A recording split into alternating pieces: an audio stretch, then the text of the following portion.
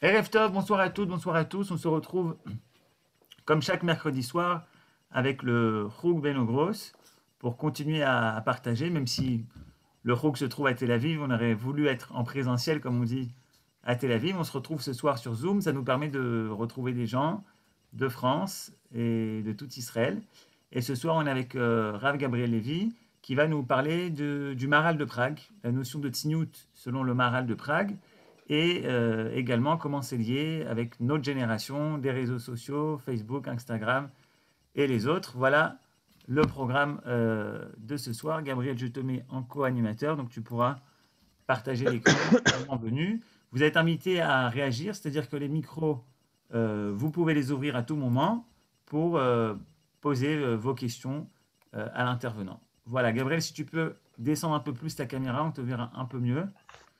Et c'est parti. Bonne étude à nous tous. Je vérifie si on peut partager l'écran. Alors, ce soir, j'aimerais qu'on étudie un petit peu un sujet qui fait partie de nos vies depuis quelques années. Et c'est pas sûr qu'on ait déjà le recul pour être capable de complètement analyser cette nouvelle réalité, qui est une réalité qui a pris une place importante dans nos quotidiens, qui est la réalité des réseaux sociaux. Euh, alors, ça a l'air d'être quelque chose pas forcément extrêmement significatif. C'est une application en plus sur notre téléphone, mais c'est possible que ça ait des influences assez profondes sur nos sociétés. Et ça m'intéresse qu'on y réfléchisse ensemble et aussi à travers nos sources, en particulier le Maharal, mais ce sera aussi le Rav Kook ce soir. Alors juste pour un petit peu introduire cette problématique-là des réseaux sociaux, déjà, si vous voulez mettre vos caméras, je vous serai très reconnaissant. C'est beaucoup plus agréable de voir des visages. Pour un petit peu introduire cette problématique des réseaux sociaux, euh, j'aimerais me servir d'étude qui est faite par un psychologue actuel new-yorkais qui s'appelle Jonathan Haidt, H-A-I-D-T, que je vous recommande. Il a beaucoup de conférences en ligne et il dit beaucoup de choses très intéressantes. Et il parle pas mal de l'influence des réseaux sociaux aujourd'hui sur nos vies. Et une des choses qu'ils ont remarqué, et qui est assez alarmante, c'est que, on va dire, chez les jeunes, adolescents et post-adolescents, la courbe de dépression et angoisse était relativement stable jusqu'à 2010. D'accord? Ça veut dire qu'en gros, ça ne bougeait pas jusqu'à 2010. À partir de 2010, on va commencer à avoir une ascension, une progression des, des angoisses et des dépressions, en particulier chez les adolescents et en particulier chez les jeunes filles. On va avoir une progression qui est très significative, si bien qu'on arrive en 2015-2016 à avoir des progressions qui sont de l'ordre de x2,5. D'accord? Donc c'est énorme, sachant que c'était quelque chose qui était relativement stable pendant des décennies. D'accord? On a x2,5 de problèmes graves qui sont liés à dépression et anxiété, par exemple. Et il y a des gens qui ont voulu dire, vous en faites pas, c'est juste qu'on est dans une génération où les jeunes sont beaucoup plus à l'aise d'en parler, d'en discuter, etc. Ne vous en faites pas. Mais en réalité, ça ne marche pas comme explication. Pourquoi? Parce que ce n'est pas juste que les jeunes en parlent plus. On parle aussi de réalités un peu difficiles comme les réalités d'automutilation, toutes sortes de choses qui se passent lorsque les gens sont en dépression assez avancée. Et ça, c'est pas juste que les jeunes en parlent plus, c'est qu'il y a un vrai problème. Et donc, on voit dans cette catégorie-là d'adolescents, et en particulier chez les jeunes filles, on voit une montée de x2,5 dans ces problématiques-là. OK. Donc, il a essayé de proposer une analyse qui est, à mon avis, une analyse intéressante. Il dit on voit que ça monte de manière très forte, et ces dépressions et ces problématiques d'angoisse. Et c'est uniquement ces deux pathologies-là qu'on voit, pas le reste. on voit que ça monte très fort à partir du moment où les réseaux sociaux se démocratisent, sont dans la poche de tout le monde et de tous les ados, et à partir du moment où les réseaux sociaux ont fait le switch, donc là c'est au début des années 2010, on fait le switch de pouvoir permettre aux personnes en fait, de fonctionner par interaction. Alors, qu'est-ce que ça veut dire fonctionner par interaction? Ça veut dire qu'on passe notre temps à se juger. D'accord? On met des likes, d'accord? On se juge. Donc, il donne un exemple qui est assez intéressant. Il dit, a priori, on aurait pu dire, bah, les réseaux sociaux, c'est top. Pourquoi c'est top? Ça permet des interactions, ça permet aux gens de discuter plus. Sauf qu'en réalité, ce n'est pas une discussion. Pourquoi? Parce qu'une discussion, c'est entre deux personnes. Là, c'est entre deux personnes et un public. D'accord? Vous voyez la différence? Il y a deux personnes, mais il y a un public autour qui passe son temps à dire ouais, là, tu as mieux répondu, ouais, lui, il est nul, etc., à mettre des likes ou à mettre des pouces vers le bas en fonction des réactions de l'un ou de l'autre. Donc, on est déjà beaucoup, beaucoup plus dans quelque chose qui est de l'ordre du débat télévisé, et c'est déjà beaucoup, beaucoup, beaucoup, beaucoup moins sain, SAIN. Et donc, l'explication qu'il va essayer de donner, et une des autres problématiques qu'on a, c'est pourquoi ça touche plus les jeunes filles que les jeunes hommes. Si les jeunes hommes, on voit une montée de dépression et anxiété, mais pas du tout de la même intensité. Pourquoi ça touche plus les jeunes filles que les jeunes hommes? Donc, la théorie que lui, il a émise, c'est que, en réalité, ce qui s'est passé, c'est que ça a complètement fait exploser la problématique de l'image de soi. D'accord? Donc en fait, on passe son temps à être soit hyper accepté, soit hyper exclu. Et les âges où c'est très, très, très problématique, c'est justement les âges de la construction de la personnalité, qui sont la préadolescence et l'adolescence.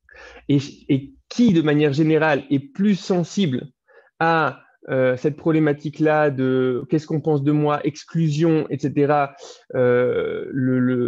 Telle personne a reçu plus d'applaudissements, de likes que moi, etc. En général, c'est justement les jeunes filles à cet âge-là. D'accord? Donc, en gros, lui, son explication de cette hausse qu'on voit dans tous les pays occidentaux à ces âges-là de l'anxiété et de la dépression, c'est l'apparition des réseaux sociaux. D'accord? Donc, quelque chose qui peut nous paraître assez anodin. OK, on a une application en plus, c'est sympathique, on peut mettre des photos. Là, d'un coup, il nous dit ça pose des problèmes qui sont des problèmes assez importants et qui vont être des problèmes de société pour nous tous. Ça, c'était juste pour donner un espèce d'avant-goût on est face à un phénomène qui est un phénomène nouveau, qui est un phénomène qui a un impact important sur nos vies au niveau du temps qu'on passe, au niveau du style de discussion qu'on a, au niveau de beaucoup d'interactions. Et donc, ça vaut le coup de se poser la question d'avoir un peu de recul et de réfléchir à qu'est-ce qu'on est en train de gagner, qu'est-ce qu'on est en train de perdre dans cette nouvelle réalité. Et essayer de voir à travers le prisme de nos sources, qu'est-ce qu'on a à dire là-dessus. OK, alors maintenant, on va essayer de commencer par un texte. Donc, je vais partager un premier texte. On va commencer par un texte qui est un texte du Midrash. Alors, en réalité, je vais suivre la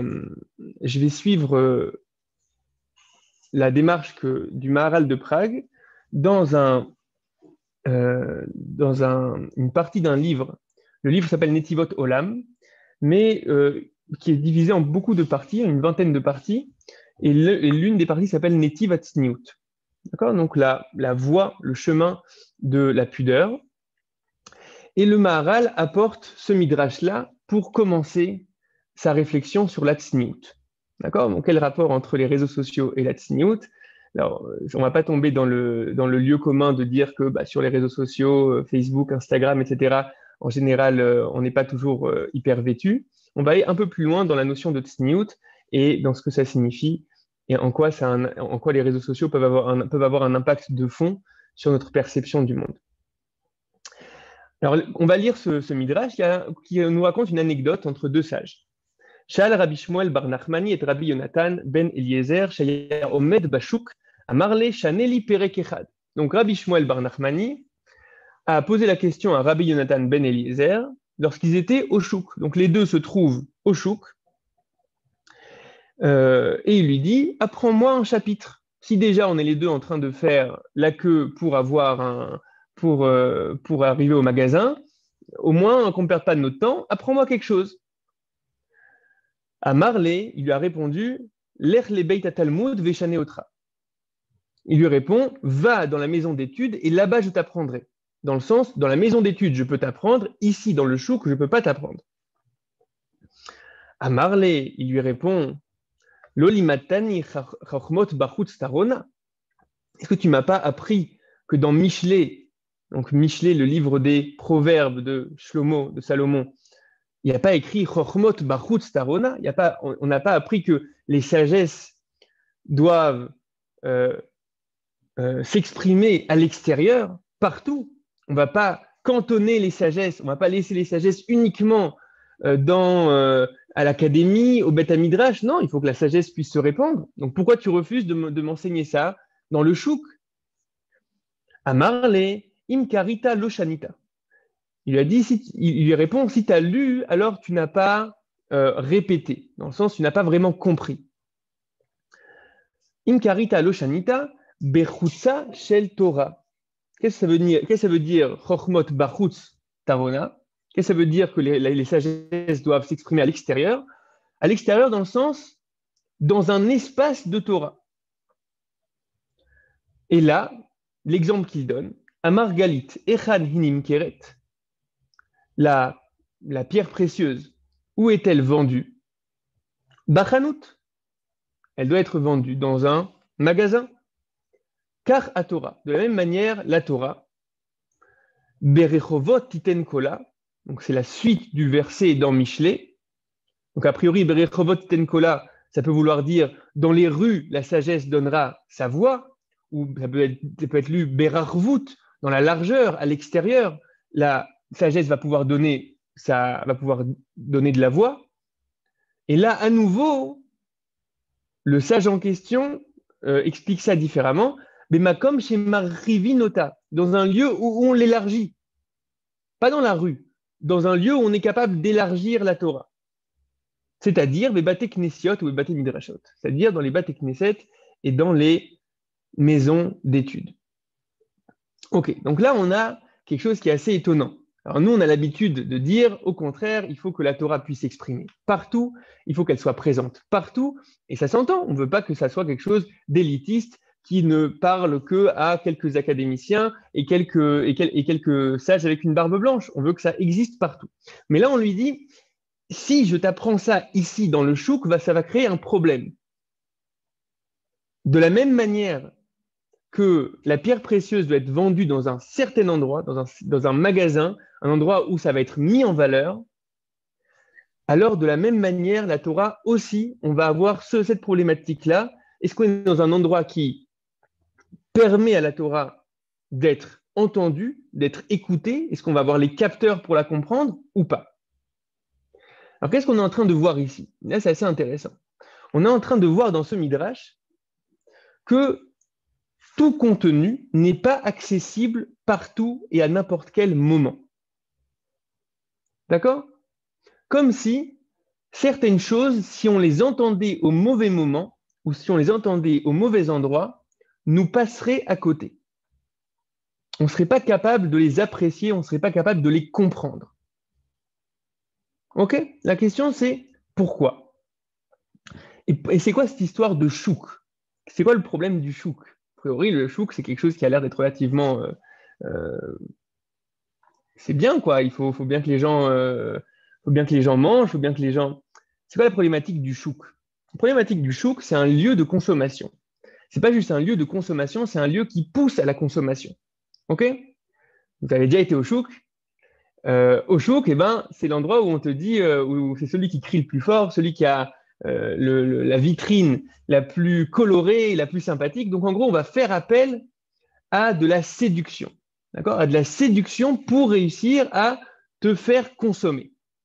Alors, il y a un sociologue que j'apprécie beaucoup qui s'appelle Lipovetsky, qui est un sociologue français, et qui parle des sociétés dans lesquelles on vit, et parle de sociétés de séduction. pourquoi il dit que nos sociétés sont des sociétés de séduction? Il dit, en gros, on est dans des sociétés qui sont des sociétés d'hyperconsommation. Qu'est-ce qu'il appelle hyperconsommation? Hyperconsommation, ça veut dire qu'on ne consomme pas juste ce dont on a besoin, d'accord? Mais le système économique fonctionne dans le fait qu'on va t'inciter à consommer des choses dont tu n'as pas forcément besoin. Ou si tu as besoin de ces choses-là, on va t'inciter à consommer un certain style de produit. Tu as besoin de yaourt, ok, très bien, mais il y a 50 marques de yaourt, donc je vais devoir t'inciter à consommer mon yaourt à moi. Et comment on fait pour inciter à consommer? On va séduire.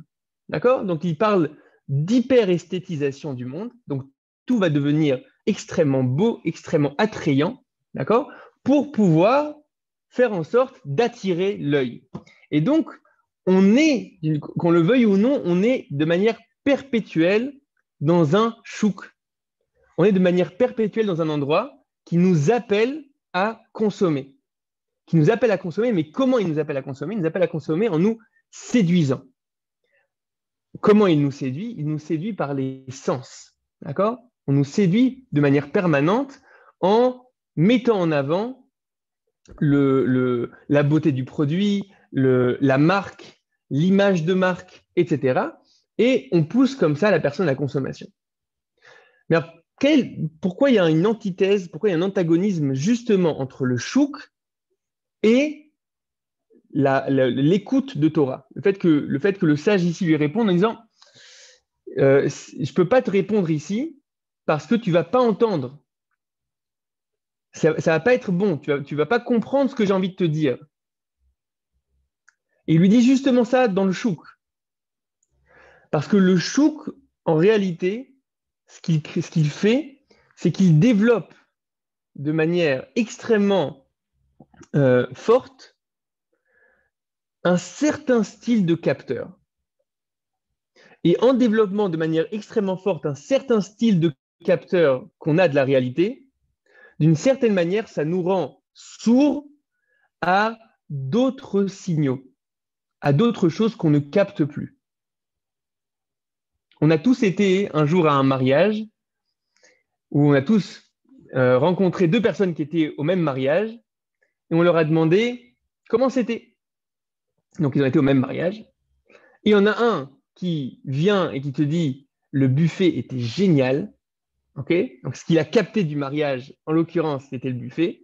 Et il y a l'autre qui va te parler de cet instant de grâce sous la choupa où le marié et la mariée se sont regardés, etc. Bon, apparemment, ils n'ont pas été au même endroit. Mais en fait, si, ils ont été au même endroit, mais on peut vivre deux réalités différentes au même endroit. Ok? Il y a une personne qui va avoir un très bon capteur de sushi, très bon, très développé. C'est ça ce qui capte de la réalité. Ok? Et il y a une autre personne qui est capable de capter autre chose. D'accord? Donc la question, c'est avec quel capteur tu arrives au monde? D'accord? Est-ce que tu arrives au monde avec un certain style de capteur? Est-ce que c'est ça ce que tu as développé, ce que tu as travaillé? Ou est-ce que tu es capable de capter d'autres choses? Un peu comme des joueurs de tennis. D'accord? On connaît tous la blague sur les joueurs de tennis qui ont le bras droit hyper musclé et le bras gauche pas du tout. OK? C'est un peu la même chose. Si on passe notre temps à stimuler un certain style de capteur, qui sont les capteurs du chouk, qui sont les capteurs de la séduction sensorielle. D'accord? On passe notre temps à être séduit sensoriellement, à nous montrer des belles images, à nous montrer des beaux slogans marketing, etc. Alors, la question, c'est à quoi ça nous bouche? Si je développe énormément un certain style de capteurs, qui sont les capteurs de ce qui se passe en surface, ce qui est immédiatement tangible, immédiatement captable, d'accord? Les images, les sons, les jingles. Réfléchissez 2 secondes à comment fonctionne un clip. C'est hyper intéressant, un clip. Un clip, c'est à peu près, je sais pas, 5 secondes de coupe entre chaque plan. D'accord? On envoie des impressions de manière très, très forte et très immédiate. Ok, pareil, un jingle. On n'a pas le temps maintenant pour 4 minutes de musique classique. On t'envoie le jingle, on t'envoie l'émotion, bam, directement. OK? Donc, on développe un certain style de capteur et en même temps, on est en train de se boucher à un autre type de réalité. On ne développe pas un autre type de capteur. Pour expliquer cette idée-là, on va passer maintenant au Maharal. Alors, je repartage l'écran. Le Maharal, donc ici dans la source numéro 2, il y a un verset de Michelet qui est un des deux seuls versets dans tout le Tanakh. Il y a 2 versets dans tout le Tanakh où on utilise le shoresh, la racine tsanoua, qui veut dire pudique ou qui veut dire caché. D'accord? Il y a 2 endroits dans le Tanakh. Un dans Michelet, okay, et l'autre dans le prophète Micha. Celui dans Michelet nous dit quelque chose de a priori étonnant. Le premier, Bazadon veyavokalon vetsnuim chochma. Donc on traduit, quand vient celui qui faute, mais Zadon c'est celui qui faute bémézide, celui qui faute avec intention, c'est pas une erreur, il le fait parce qu'il veut le faire. Okay? Bazadon veyavokalon, et vient avec lui la honte, ve'et tsnuim chochma. Et avec ceux qui sont tsnuim, on va traduire ça par pudique, mais à partir de maintenant, je vais juste laisser le terme tsnuim tel quel, parce qu'on va essayer de le définir ensemble. Ve'et tsnuim chochma. Et avec les tsnuim vient la sagesse. Donc c'est très intéressant. Il y a 2 endroits dans tout le Tanakh où on nous parle de tsniout. Ok? Le deuxième endroit nous dit rien sur la tsniout, il nous dit juste que c'est une des choses qu'Hachem nous demande. Vetsna lechet im Hashem lokecha. Ok? Mais il ne nous dit pas ce que c'est. Et l'autre endroit où on a le plus d'éléments pour comprendre ce qu'est la notion de tsniout, c'est cet endroit-là de Michelet où la tsniout est liée à la sagesse. Ok? Et la question, c'est pourquoi? Pourquoi la tsniout est liée à la sagesse? Pourquoi la pudeur, on va appeler ça la pudeur, pourquoi la tsniout est quelque chose qui amène à la sagesse? Donc, on va essayer de lire maintenant dans le Maharal, Netiv Tsniout Perek Aleph, je suis à la source numéro 3. Vous pouvez m'interrompre si vous avez des questions ou si vous n'arrivez pas à lire ou quelque chose comme ça. Donc, le Maharal dit Vatam becholze, ki achokma be'atzma hitsnua benisteret, ve'ein achokma benigle. Dit la raison, c'est que la sagesse en elle-même est cachée. Elle est tsnoua benisteret.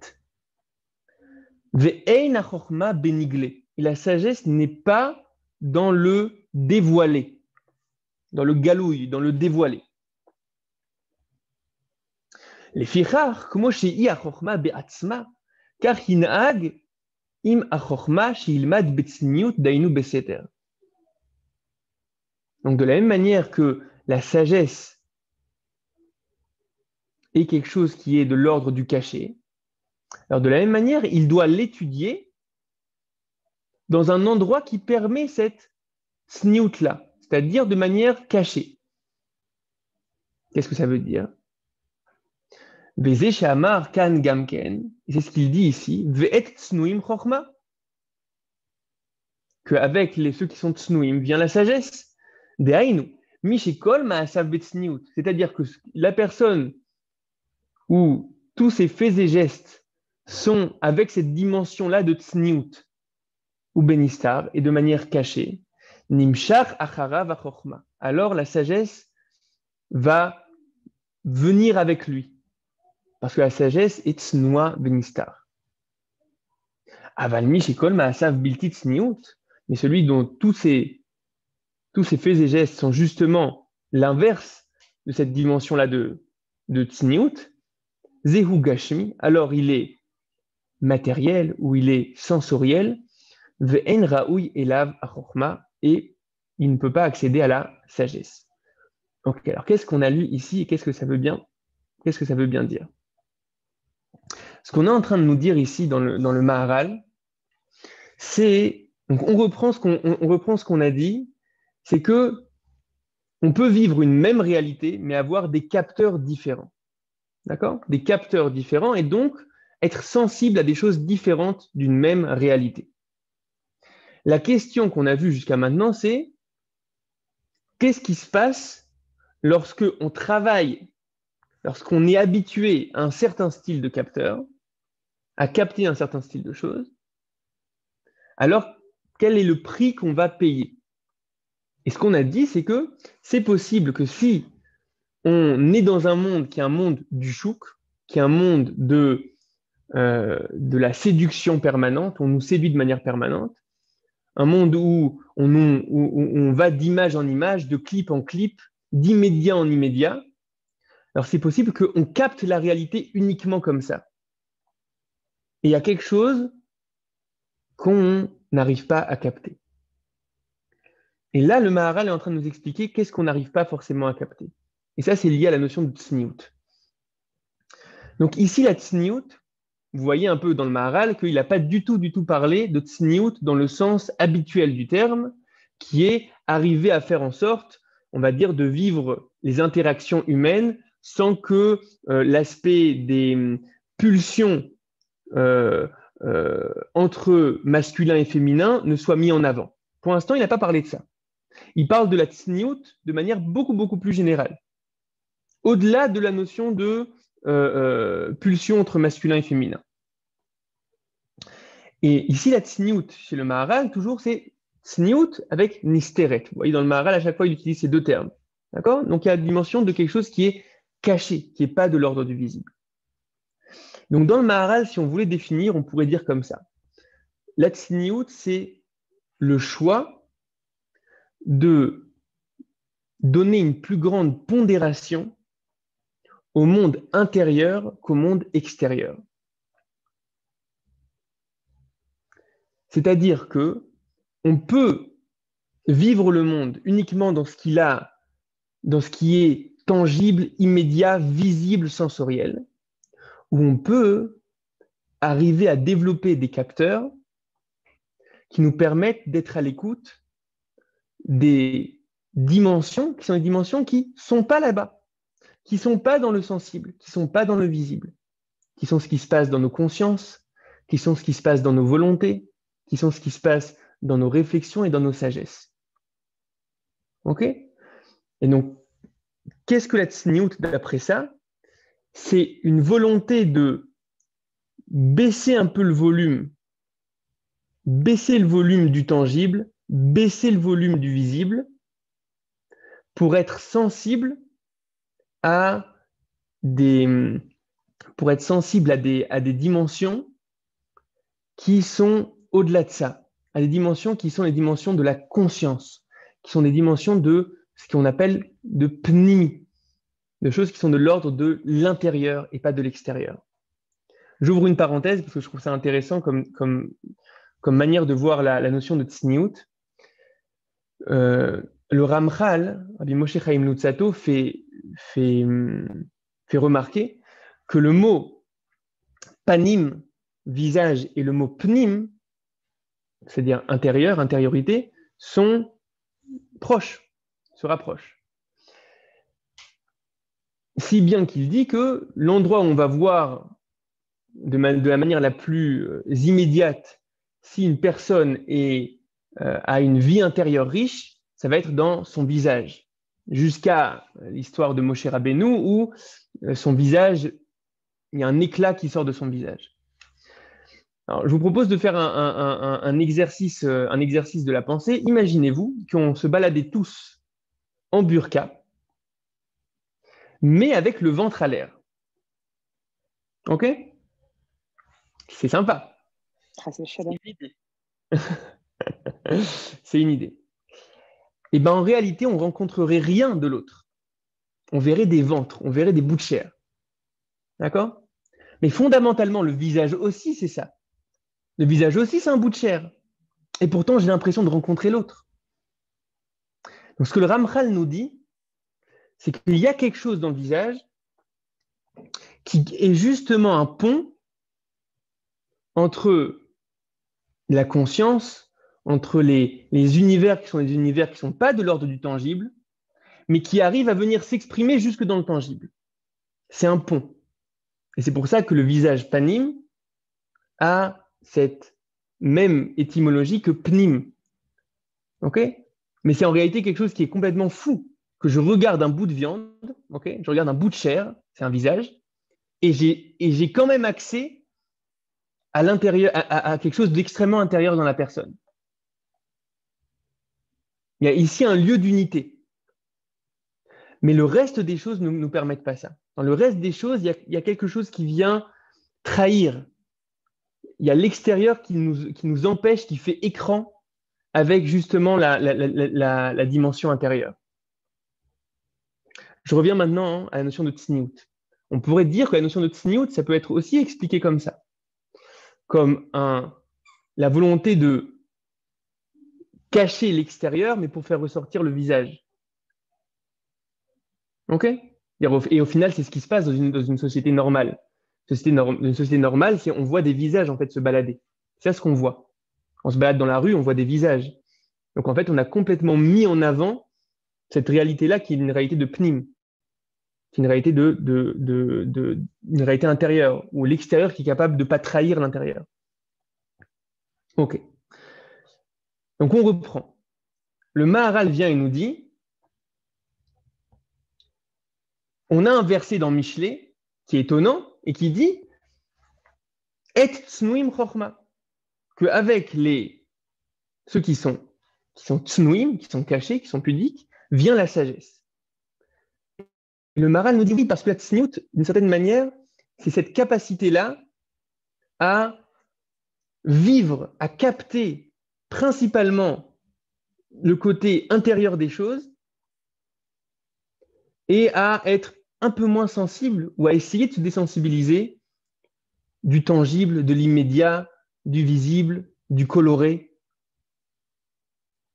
Et donc justement, lorsqu'on est face à des gens qui font ce travail-là, qui font ce travail d'avoir une vie intérieure riche, d'avoir un monde de volonté, un monde de réflexion, qui a un monde à l'intérieur, alors lorsqu'il y a des gens qui font ce travail-là, alors ils sont proches de la sagesse. Pourquoi? Parce que la sagesse aussi, nous dit le Maharal, a quelque chose qui est caché. La sagesse, elle n'est pas dans le phénomène. Elle est dans l'explication du phénomène. La sagesse n'est jamais dans le monde. Elle est dans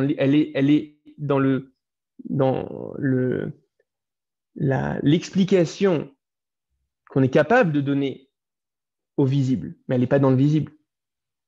OK? Et donc maintenant, je reviens à nos histoires de réseaux sociaux.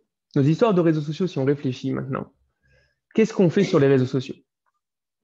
Ce qu'on fait sur les réseaux sociaux de manière assez importante, c'est que on est face à des bribes de réalité qui sont extrêmement présentes, immédiates, rapides. C'est un énorme zapping.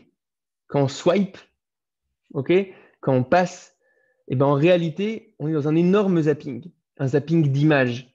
Un zapping de « ok, ça nous a capté, ça nous a pas capté, ça nous a capté, ça nous a pas capté ». Et on s'habitue en fait, quand on fait ça des heures par jour, okay, on s'habitue à cette réalité impatiente qui veut directement être devant des images fortes, chocs, ou devant des messages forts et chocs.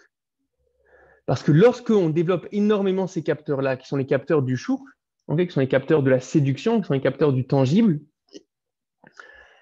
ça va avoir des implications sur beaucoup, beaucoup, beaucoup d'autres sujets.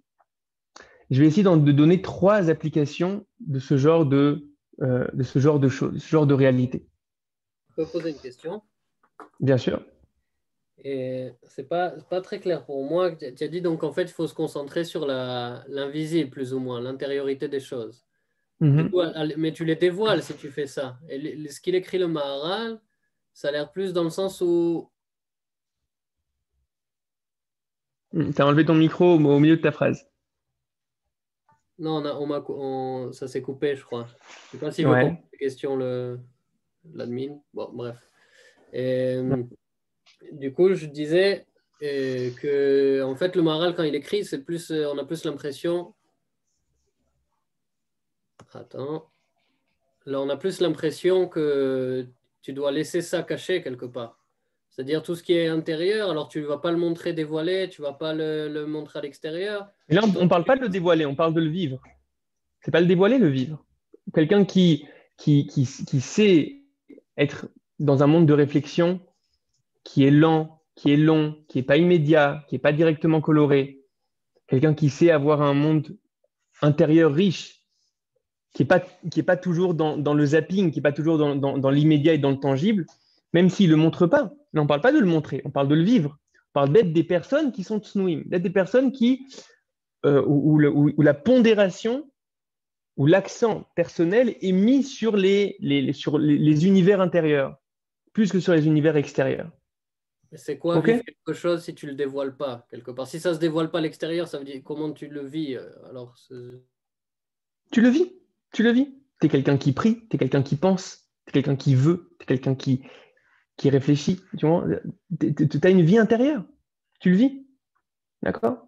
C'est ce que tu dis, tu pries, c'est-à-dire comme il parle, là il écrit aussi les actions, c'est-à-dire, je sais pas, moi, ma question c'est que c'est pas clair entre ce passage entre caché et dévoilé, quelque part. Là, encore une fois, ça veut pas dire, quand tu exprimes, par exemple, quand tu exprimes ta prière, ou quand tu exprimes ta réflexion, c'est pas forcément une problématique de non-tsniout. Là, tu es en train de vivre une réalité qui est une réalité intérieure, qui a un rapport avec le monde des consciences, d'accord? Qui n'est pas un rapport avec le monde des expériences rapides, tangibles, sensorielles, d'accord? Tu es à l'écoute de réalités qui sont des réalités intérieures, d'accord? C'est ça, à mon avis, ce que le Maharal veut dire. J'aimerais juste donner 3 implications, juste pour qu'on se fasse une idée de en quoi cette hypersensibilité qu'on est en train de développer au monde des images, au monde de l'immédiat, d'accord, en quoi ça va avoir un impact sur beaucoup de domaines différents de nos vies. Premier impact, le discours politique. Ok? Alors, est-ce que, à votre avis, le fait qu'on soit des zappeurs, le fait qu'on soit imprégné des réseaux sociaux, le fait qu'on soit dans une réalité comme ça de consommation rapide où on veut de l'immédiat et on veut du coloré, est-ce que ça va avoir un impact sur le débat politique ou sur le débat d'idées? À votre avis? Oui, parce qu'on va aussi être là-bas en recherche de fast-food, de rapide, d'accord? C'est-à-dire quelqu'un qui va devoir, a priori, le débat politique, on parle de sujets sérieux, d'accord? Où il va falloir avoir un discours qui est complexe, qui est nuancé. Il va falloir gérer plein de nuances différentes. Et ça ne peut plus marcher. On a 10 secondes d'attention. On n'est capable que de fournir 10 secondes d'attention. Donc, il va falloir que le discours devienne un discours de Twitter. Okay, le discours politique devient un discours de politique sur Twitter. D'accord? Il faut que ce soit du slogan. Je ne sais pas si vous avez remarqué, en ce moment en Israël, il y a une grande blague que tous les partis politiques ont fait des slogans en 3 mots. Vous avez remarqué ou pas? 3 mots avec des points à chaque fois entre chaque mot. Je ne sais pas qui est derrière ça, mais c'est très très marrant. En fait, c'est le même responsable comme pour tous les partis politiques qui a fait les mêmes slogans pour tout le monde. Je ne sais pas exactement comment c'est passé, mais pourquoi ça marche comme ça? Parce qu'on sait qu'on ne peut pas maintenant fonctionner dans un débat qui est un débat de fond. Pareil, la raison pour laquelle Trump avait gagné les premières élections, les premiers débats, il était meilleur pour une société qui est une société de zapping. Il défonçait ses adversaires qui essayaient d'être mesurés, etc. Et lui, il était complètement en mode Twitter, complètement en mode slogan, complètement en mode à donner des surnoms à ses opposants.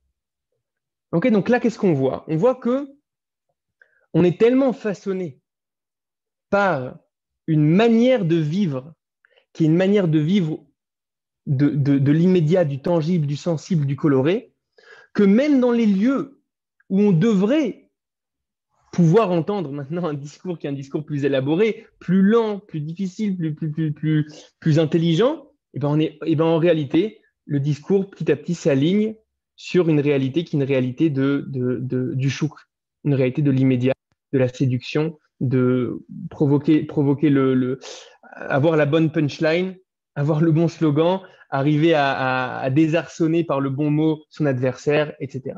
Okay, donc c'est première chose où ça peut avoir une influence importante.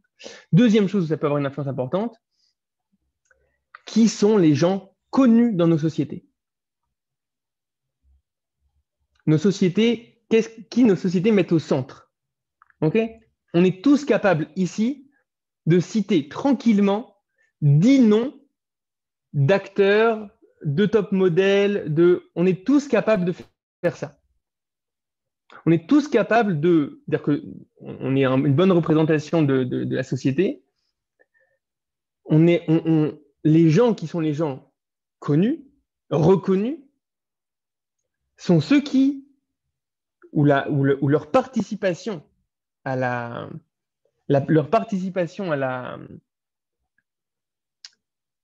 l'espace public, leur participation au monde, est de l'ordre du visible, et de l'ordre du tangible, et de l'ordre même de l'entertainment. On est tous beaucoup moins capables de donner 10 noms de chercheurs extrêmement bons ou de penseurs. Même aujourd'hui, les penseurs sont souvent des penseurs qui sont des meilleurs orateurs que penseurs. C'est-à-dire que les penseurs qu'on voit aujourd'hui sur les plateaux télé, c'est pas forcément les meilleurs penseurs, c'est les meilleurs communicants de pensée. D'accord? C'est-à-dire qu'on est à nouveau dans cette problématique qui est la problématique du fast-food. D'accord? Là, c'est le deuxième endroit où ça peut se voir. Troisième endroit où on peut voir une déformation, les rapports hommes-femmes. Les rapports hommes-femmes proposent différentes strates de possibilités de lien. Il y a un célèbre sage qui a révolutionné le monde de la Kabbalah, qui s'appelle le Harizal, qui a parlé de 3 sortes de liens entre le masculin et le féminin. Le premier sorte de lien, il a appelé ça Zivug Yesod, l'union des corps. Le deuxième sorte de lien, il a appelé ça Zivug Neshikin, l'union des baisers. Le troisième sorte de lien, il a appelé ça Zivug Mochin, l'union des cerveaux ou l'union des têtes. Alors, qu'est-ce que c'est ces 3 sortes d'union entre le masculin et le féminin? L'union des corps, c'est l'union des corps. L'union des baisers, c'est l'union du ressenti. L'amour qu'on a pour l'autre, l'empathie qu'on a pour l'autre, la volonté de bien qu'on a pour l'autre. D'accord? Donc, c'est un rapport qui est un rapport du nefesh. Et la troisième chose, c'est l'union des cerveaux. L'union des cerveaux, ou on pourrait appeler ça l'union des projets. D'accord? Le fait qu'il y ait une volonté commune, un projet commun. On veut appartenir ensemble à cette réalité qui va produire des nouvelles vies, les éduquer d'une certaine manière, etc. Une famille, c'est une espèce de mini-laboratoire de vie où on va produire des nouvelles réalités qui vont ressembler à un système de valeurs qui est donné par les parents. Donc, c'est ça ce projet commun. Donc, en réalité, on a une relation qui peut être vécue à différentes strates de rapports. Qu'est-ce qui se passe lorsqu'on est dans une société qui ne sait être sensible qu'à l'immédiat, qu'au tangible, qu'au visible, qu'au fast-food? Ça va être une société qui va pouvoir se suffire d'un rapport masculin-féminin qui peut rester superficiel, qui ne va pas sentir le côté manquant de la chose, le côté absurde de la chose, le côté gâchis de la chose, qui ne va pas sentir qu'on est là, c'est dommage, c'est dommage de prendre un violon pour faire du tambour avec. Dommage, on pourrait faire plus avec ce violon-là, ok? C'est dommage de prendre 2 personnes, un masculin et un féminin, pour juste vivre le Zivug Yesod et pas vivre le reste. Mais pour ça, il faut être sensible au reste. Pour ça, il faut avoir les capteurs qui nous permettent de dire il manque quelque chose. Et si on est dans une société qui ne développe pas ces capteurs-là, alors on est dans un problème. OK? Je vois que l'heure avance, alors je ne pense pas qu'on va pouvoir voir dans le Rav Kook directement. Le Rav Kook a une très, très belle, très beau chapitre dans son livre Oroth qui parle de ce sujet-là. Alors, on va peut-être regarder juste un petit peu juste pour avoir un avant-goût de la chose. Et c'est assez étonnant parce que le Rav Kook, alors qu'il parle fin 19e, début 20e, donc c'est quand même, c'est pas non plus les réseaux sociaux, quoi. Eh ben, il va dire que c'est un des challenges de nos sociétés. Alors, comment il va le dire? Kol atarbut azmanit. Donc, vous voyez ici, Rav Kook, Oroth Israël Vetriato, Piska Yud Zayin. Kol atarbut azmanit, toute la culture actuelle, bnouya hi al yesod koach hamedame, est construite sur le fondement du koach hamedame. Koach hamedame, la force du médame, du représentatif. OK? Alors, c'est quoi le médame? Le médame, il ne faut pas le confondre avec l'imaginaire, qui est le dimion. OK? Le médame, c'est la représentation. Qu'est-ce que ça signifie? Ça veut dire qu'il y a une capacité dans le nefesh, dans l'être de la personne, de prendre tous les capteurs des 5 sens et de faire une image à partir de ça. D'accord? C'est comme si on avait tous un espèce d'écran, OK, où tous les inputs qu'on recevait de l'extérieur devenaient une image. On a une image du monde, on ne reçoit pas plein d'inputs. On reçoit plein de data, mais ça crée une image. D'accord? C'est ça le médame, la capacité représentative. Et après, le dimion, l'imaginaire, c'est de prendre la représentation et de jouer avec. D'accord? Je vais imaginer un éléphant rose qui vole. OK? En gros, je prends plein de représentations que j'ai en tête et je joue avec. Donc, le dimion, l'imaginaire, va se servir comme base du médame, de la capacité représentative. OK? Donc là, qu'est-ce que ça signifie? Le fait que la société, la civilisation, met en avant le représentatif. Eh bien, c'est très, très proche de ce qu'on a dit jusqu'à maintenant. Le Rav Kook déjà voit dans la réalité fin 19e, début 20e siècle, le fait qu'on va mettre en avant énormément le côté visible, esthétique, d'accord, sensible des choses, représentatif des choses. Et en faisant ça, on va d'une certaine manière se priver des dimensions qui sont les dimensions les plus intérieures et des univers intérieurs qui sont dans l'homme. D'accord? Comme cette problématique de capteur où si on capte trop une certaine réalité, alors on devient sourd à une autre réalité. D'accord? J'ai un problème de temps.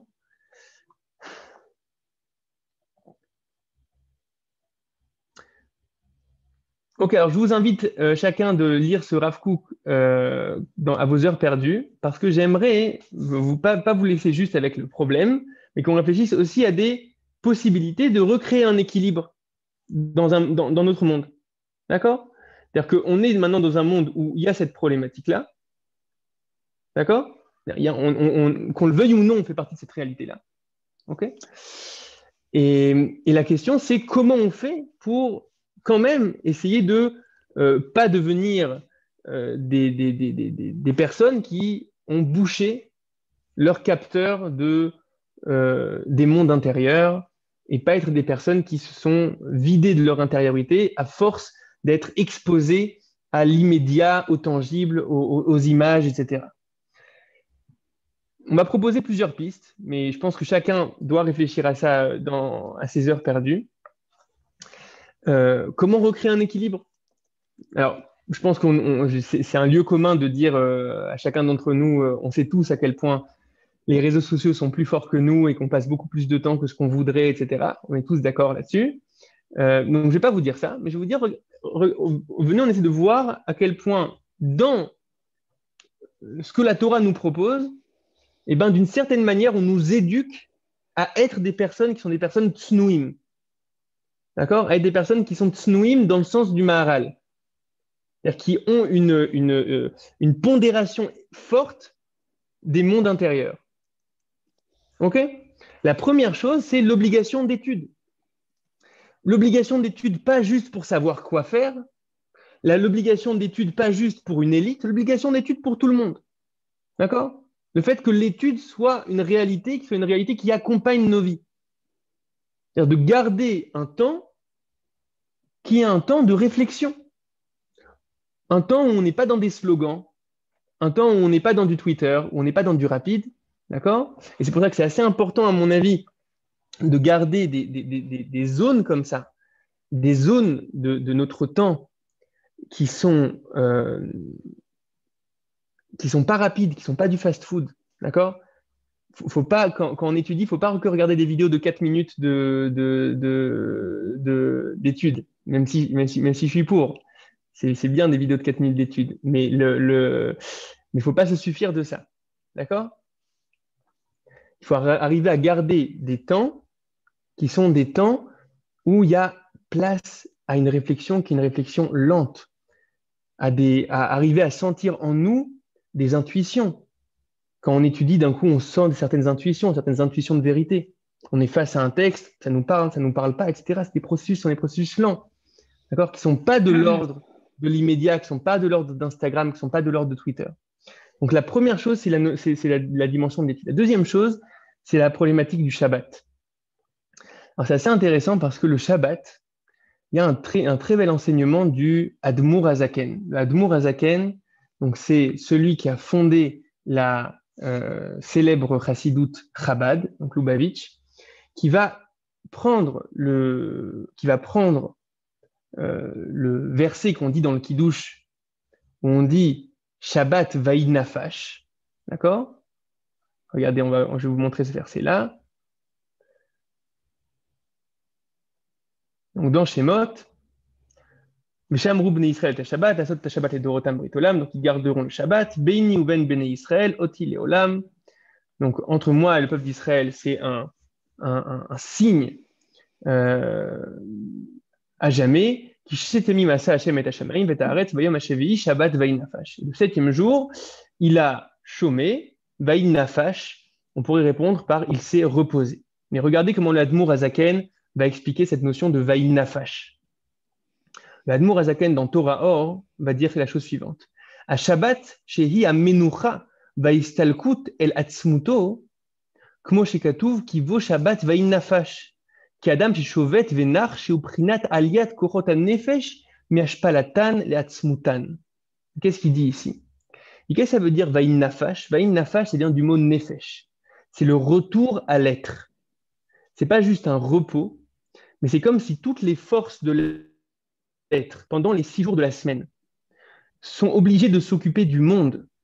D'accord? On est obligé de venir et de s'occuper du monde pendant les 6 jours de la semaine. On est obligé de prendre le blé et d'en faire du pain. On est obligé de prendre des briques et d'en faire des maisons. On est obligé de prendre le monde, prendre cette matière brute et d'en faire quelque chose qui puisse permettre la vie de l'homme. Ça, c'est la réalité des 6 jours de la semaine. D'accord? Le 7e jour de la semaine, on nous dit, prends toute cette réalité-là que tu, jusque-là, mets au service en réalité de réalités qui sont des réalités matérielles, des réalités du monde, et on va t'interdire maintenant de t'occuper du monde. En t'interdisant de t'occuper du monde, en créant ce retrait-là, ce qu'on crée en fait, c'est une chazara la nefesh. C'est un retour aux dimensions qui sont les dimensions propres à l'homme. Jusque-là, tu utilisais ta créativité pour t'occuper du monde, maintenant tu utilises ta créativité pour t'occuper de toi. D'accord? Jusque-là, tu prenais ton univers de pensée pour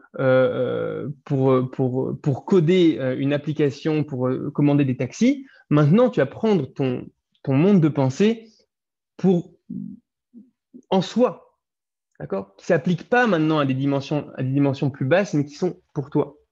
Donc, en fait, il met des mots sur ce qu'on ressent tous, en fait, lorsqu'on vit Shabbat, qui est cette espèce de retrait, mais qui est très riche. On ne nous dit pas juste arrête, mais c'est un arrêt qui nous ouvre d'un coup tout un monde qu'on a mis de côté.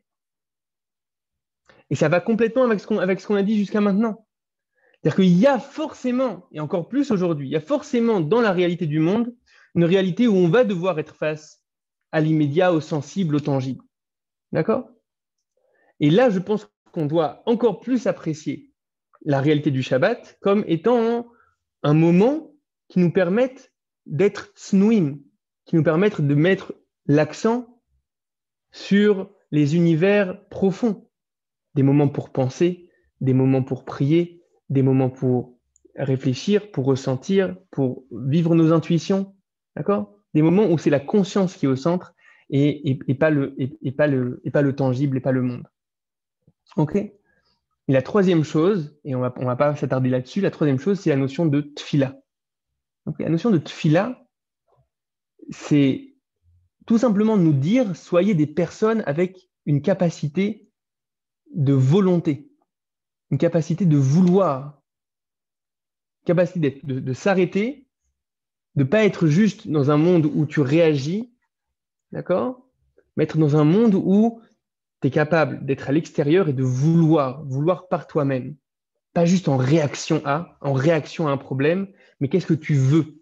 Et ça fait aussi partie d'un monde intérieur. Lorsqu'on n'est plus capable de mettre des mots sur qu'est-ce qu'on veut, ça veut dire qu'on n'est pas connecté aux dimensions à nos dimensions intérieures. On ne sait plus où on est. On ne sait pas ce qu'on veut. OK? Donc, j'ai essayé de donner 3 pistes de choses qui peuvent rééquilibrer notre réalité, qui est une réalité qui devient de plus en plus immédiate, tangible, chouk, réseaux sociaux.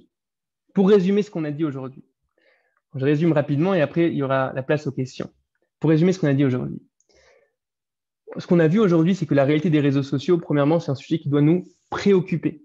Et là, on a juste essayé de développer un des aspects des réseaux sociaux, mais il y a plein d'autres aspects des réseaux sociaux qui doivent nous préoccuper. Ça prend une telle place dans nos quotidiens que forcément, ça a un impact. Là, ce qu'on a essayé de voir en particulier, à travers premièrement le Midrash, qui parle de cette incapacité de comprendre la Torah dans le chouk, premièrement. Deuxièmement, à travers le Maharal, qui dit que la sniout est liée à la sagesse, c'est le fait de dire que lorsqu'on développe trop des capteurs qui sont les capteurs de l'image et les capteurs du visible, alors on se rend sourd à d'autres voix qui sont les voix intérieures qu'on a en nous.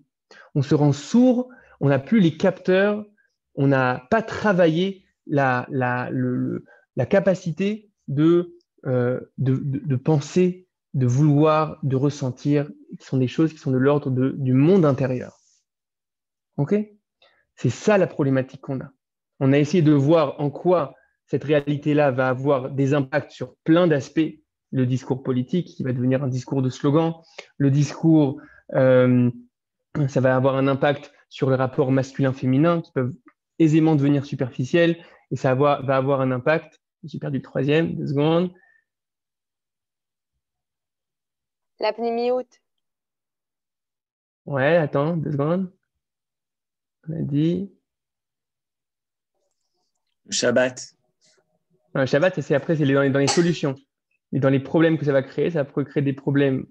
On va donner 3 exemples au niveau du discours politique, au niveau du rapport masculin-féminin. Allez, aidez-moi. L'étude de la Torah. Du couple, non, le couple. Non, le couple, on a exactement. Oui.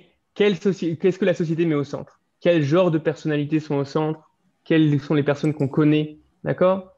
Et on va voir que ça va être uniquement ou quasiment uniquement des personnes qui sont de l'ordre du visible, du tangible, etc. C'est ça ce qu'ils offrent à la société.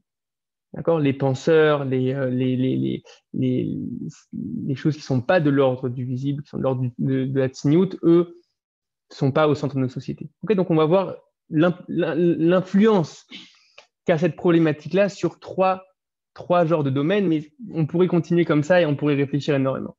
Et après, on a essayé de proposer 3 pistes, 3 perches qui nous sont tendues à travers la Torah pour essayer de garder une colonne vertébrale et de garder un monde qui soit un monde intérieur. Okay? À travers le Shabbat, à travers l'étude et à travers la prière. Mais je pense que si on fait un petit effort et qu'on regarde une bonne partie du monde des mitzvot, on se rend compte qu'on ne nous demande pas juste d'être des gens bien. Ça, c'est sûr qu'on nous demande d'être des gens bien. On nous demande aussi d'être des gens intérieurs, d'être des gens pnimiim. C'est aussi quelque chose qui nous est demandé. D'accord?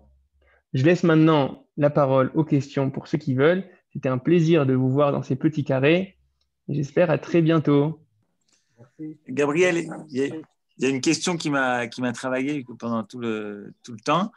On sait que bon, tu passes beaucoup de temps maintenant avec Chauffard, donc j'imagine que tu dois aussi bien, toi, tu dois te mettre à couper, justement, à créer ce que tu as un petit peu dédaigné. Tu dois créer justement du show, créer des jingles, créer des choses courtes. J'imagine aussi que tu regardes beaucoup d'exemples, d'ailleurs, pour voir. Donc déjà, comment au niveau, je dirais, comment tu vois ça au niveau… Je vis ça très mal.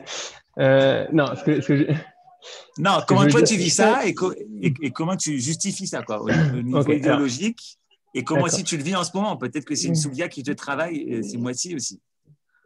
D'accord. Alors, pour ceux qui ne connaissent pas, Chauffard, c'est des vidéos sur Internet de contenu juif. Ça peut être de la pensée juive, ça peut être de l'histoire juive. Et c'est en effet dans des formats qui sont des formats pour réseaux sociaux, donc c'est assez court. On essaie de faire des choses qui soient intéressantes, mais dans des formats courts. Et en effet, il y a de la musique, il y a des images, il y a tout ce qu'il faut, il y a tout ce que le Maharal dit de ne pas faire. Bon. La raison, en réalité, pour laquelle on fait ça, c'est parce que ce qu'on pense, c'est que pour réussir à toucher des gens qui ne sont pas déjà dans le Beth Midrash, qui ne sont pas déjà dans une dynamique d'études, eh ben, comment on peut accéder à ces personnes-là? Donc, on est prêt à traduire d'une certaine manière un monde qui, a priori, est un monde intérieur et un monde qui n'est pas de l'ordre de l'immédiat. On est prêt à essayer de faire l'effort de le rendre un peu plus visible, agréable de manière visuelle, etc., pour que ça puisse parler aussi à des gens qui ne sont pas dans le Beth Midrash, qui n'ont pas le temps, qui n'ont pas forcément l'intérêt, qui ne savent pas que c'est quelque chose qui peut leur parler. Et donc, on essaye comme ça d'arriver à les faire arriver loin. Et c'est pour ça, entre autres, que ça s'appelle Chauffard. Pourquoi? Parce que le Chauffard, d'après le Maharal, c'est prendre un souffle qui est inaudible et c'est le rendre audible. Donc, de la même manière, on essaie de prendre quelque chose qui est profond, qui n'est pas forcément de l'ordre du visible, et on essaie de le rendre visible. C'est ce qu'on essaie de faire. Mais en effet, il ne faut pas se suffire de ça, et il faut essayer après qu'on ait eu le premier intérêt, essayer de prendre du temps pour avoir vraiment quelque chose qui soit plus consistant. Je continue sur ma lancée. Bon, vas-y, Suzy. Yoann, tu m'appelles après, on se parle tout le temps. Ça me pousse à poser une… Allez-y. Pardon, excusez-moi. Allez-y. Non, c'était pour Suzy, rebondir. après Chirel. Merci beaucoup. C'était pour rebondir sur ce que vous avez dit sur cette notion de séduction, mais ça fait bien des décennies déjà depuis les années 70 où les techniques de publicité ont fonctionné comme ça. Et moi, je pensais déjà à l'époque, il y a eu des suicides avec les messages subliminaux qu'il y avait dans la musique. Et bon, là, ce qui arrive actuellement, c'est une suite, quoi. Donc, c'est vrai que c'est bien de souligner que la Torah peut te sauver quelques âmes, quoi. Voilà, merci. Une réflexion. Merci beaucoup. Je peux poser… Oui. Ouais. J'avais une petite question. En fait, ça m'a fait penser par rapport à Chauffard. J'ai compris les deux aspects quand tu parles que ça change des relations hommes-femmes, que c'est un problème de sniout. Mais il y a un point que j'ai pas très bien compris. C'est quand tu parles de la pnimiout, le fait que aujourd'hui on affiche trop notre pnimiout, c'est un grossier sniout. Mais non, dans le cas… on affiche pas, j'ai pas dit qu'on affichait trop notre pnimiout. J'ai dit qu'on développait énormément des capteurs qui sont des capteurs du visible. Pas qu'on affiche notre pnimiout, mais c'est-à-dire qu'on passe notre temps à être face à des choses qui sont de l'ordre de l'image, de la couleur, du jingle, du fast-food, quelque chose qui est directement parlant, directement. Tu comprends? C'est-à-dire que c'est comme si tu es face maintenant à quelqu'un où si tu as envie de développer un propos, d'arriver à lui faire ressentir quelque chose qu'il a en lui, d'accord? Quelque chose qui est profond, quelque chose qui est de l'ordre de sa conscience, d'accord? Bah, tu vas avoir énormément de mal parce qu'il est habitué maintenant à consommer uniquement des choses qui doivent être rapides, des punchlines, des images, tu comprends? Parce que, et dans le cas où afficher cette visibilité, c'est pour faire le top. Ça veut dire que c'est pas forcément dans le cadre de la Torah, mais on sait que Zema Shpia Ersheo. Est-ce qu'on parle aussi J'ai pas dit qu'il fallait pas utiliser ces outils-là. On est obligé de les utiliser maintenant parce que tout est comme ça. Mais d'un autre côté, on doit aussi être conscient du fait que ça a un coût. Ça a un coût, le fait qu'on passe notre temps à fonctionner comme ça. Alors oui, si en effet tu as un parti politique, je vais pas te dire maintenant, fais que des conférences de 2 heures, hyper nuancées, hyper trucs, etc. Tu auras 2 voteurs. OK? Tu auras toi et tes parents. C'est-à-dire, c'est tout. Il n'y aura personne d'autre. D'accord? Donc, bien sûr que tu vas être obligé d'aller aussi dans les slogans et d'aller aussi là-dedans. Alors, peut-être que tu vas essayer d'être un peu mieux que les autres, d'être pas trop trash. Oui, il y a une manière de jouer là-dessus. Mais il faut être conscient du fait que ça a un coût.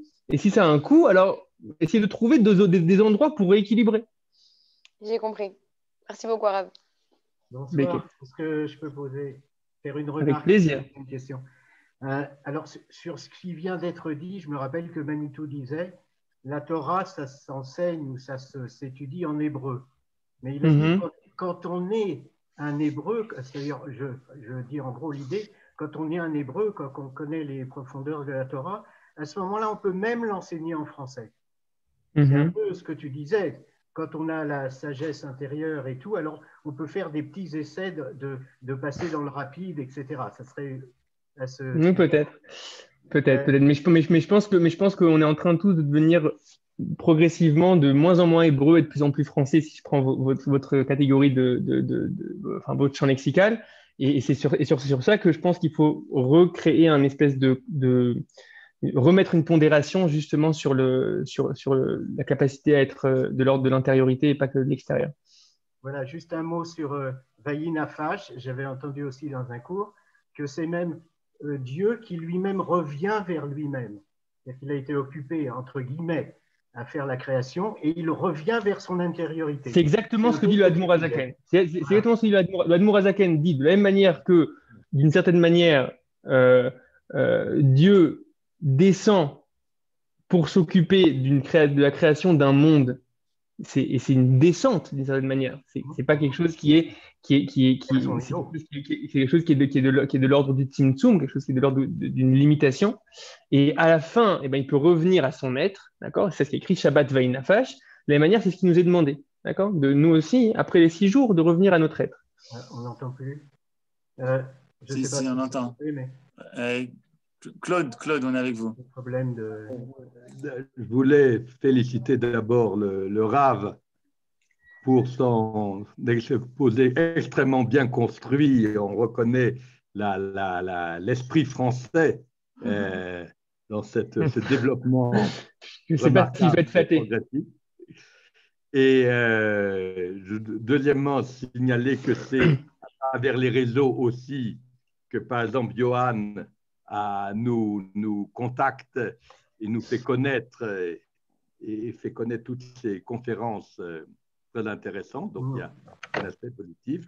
J'ai bien apprécié les 3 solutions. Je voulais simplement dire qu'il y a encore une solution, peut-être, auquel est mentionnée, qui est Gemilut Chassadim Tovit.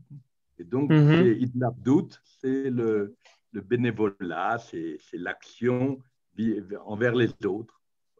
Ouais, très bien, merci. En essayant de ne pas prendre trop de photos en train de faire le bénévolat pour les mettre sur Instagram, c'est encore mieux. Mais l'explication du Shabbat était déjà une très très belle réponse. Oui, et j'avais une question. La question que j'avais, c'était quand vous avez dit que le visage montrait l'intériorité, est-ce que c'est tout le visage ou est-ce que c'est essentiellement les yeux de la personne? Je ne sais pas, je pense que je vois ce que vous voulez dire. C'est vrai que les yeux ont quelque chose de particulier, mais bon, le sourire, etc., il y a des choses qui s'expriment aussi là-bas. Je sais que le Ramchal, dans Da'at Vunot, parle du visage de manière générale. Et on dit panim. Panim, c'est le visage de manière générale. Monsieur Lévinas disait le visage, pas la grimace. Une question. Pour toi, donc la pnimiout, c'est complètement, c'est antagoniste. Quelqu'un qui est pnimi, il est forcément pas connu et vice versa. Non, je pense pas. Je pense pas que la question c'est pourquoi tu es connu. C'est-à-dire que c'est difficile aujourd'hui d'être connu pour quelque chose qui est de l'ordre de la pnimiout. Mais c'est pas forcément antagoniste. Mais je vais te dire, par exemple, des grands poètes, eh ben, ils sont connus pour leur monde intérieur, en fait. Tu vois. Maintenant, je ne sais pas aujourd'hui s'il y a beaucoup de grands poètes qu'on connaît, mais en théorie, c'est un peu ça. C'est-à-dire qu'ils sont connus pour le fait qu'ils ont un monde intérieur qui est riche. Alors que les stars d'Instagram ne sont pas connues pour leur poésie en général, ils sont connus pour d'autres choses. Le mode écrit faisait qu'on avait leurs poèmes et leurs livres. C'est différent maintenant. Mm-hmm. Gabriel, pourrais-je intervenir, s'il vous plaît? Bien sûr. Merci, Gabriel. Quelle solution aujourd'hui on a pour... Alors, la vidéo, bien évidemment. Voici, vous me voyez tous. Désolé pour le petit nom, c'est une erreur. Concentrons-nous sur plutôt ça, quelles les choses. Quelle solution on a pour aujourd'hui séduire une population jeune avec ce genre de discours, sachant qu'aujourd'hui, leur figure de proue, ce sont les stars d'Instagram, ce sont les Elon Musk, ce sont les personnes qui sont dans le show-off, comme vous l'avez très bien précisé. Aujourd'hui, quelle solution on a avec le prise de la Torah pour pouvoir les toucher? Voilà, les toucher, sachant que depuis 5 ou 6 ans, voire plus, leur mode opératoire, c'est toujours le même. C'est-à-dire que dès qu'ils ont un moment, plutôt que de se concentrer sur leur intériorité, ils vont vers l'extériorité. Donc, il n'y a pas d'ennui, il n'y a pas d'ennui forcément, et qui dit pas d'ennui, dit forcément consommer des vidéos en veux-tu, en voilà. Comment on fait pour rompre avec cette habitude quasiment psychotique, hein, c'est devenu plus qu'un réflexe. Si on ne fait rien, on est face à nous-mêmes, donc au vide abyssal, et donc forcément, on ne fait pas grand-chose. Comment on peut aujourd'hui proposer d'autres alternatives pour la jeunesse? C'est chauffard.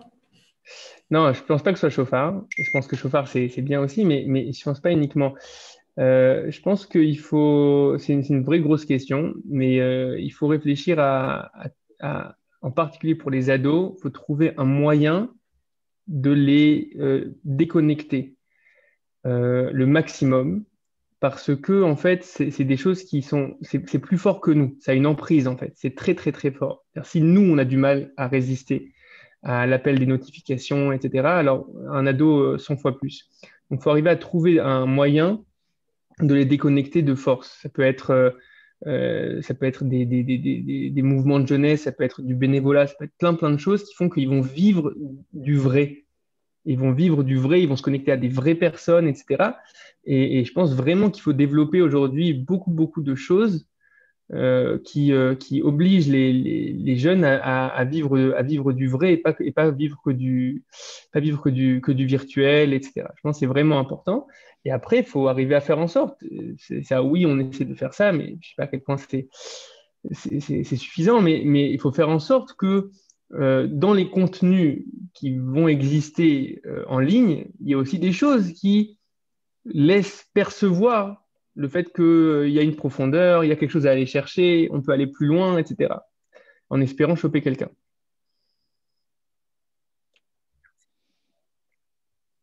J'ai encore une question par rapport à un moment, tu as parlé de la tfila vers la fin, et tu as dit que c'était une solution pour ce… Enfin, je ne vois plus exactement, tu avais mis dans quelle catégorie la tfila? En gros, ce que j'ai dit, c'est j'ai essayé de prendre trois exemples d'activités que la Torah nous demande d'avoir et qui non seulement nous demande de vivre quelque chose qui est d'intérieur, mais de développer quelque chose qui est intérieur en nous.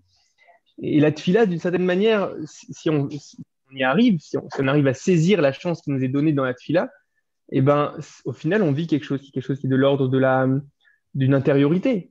D'un coup, tu te connectes à qu'est-ce que tu veux vraiment.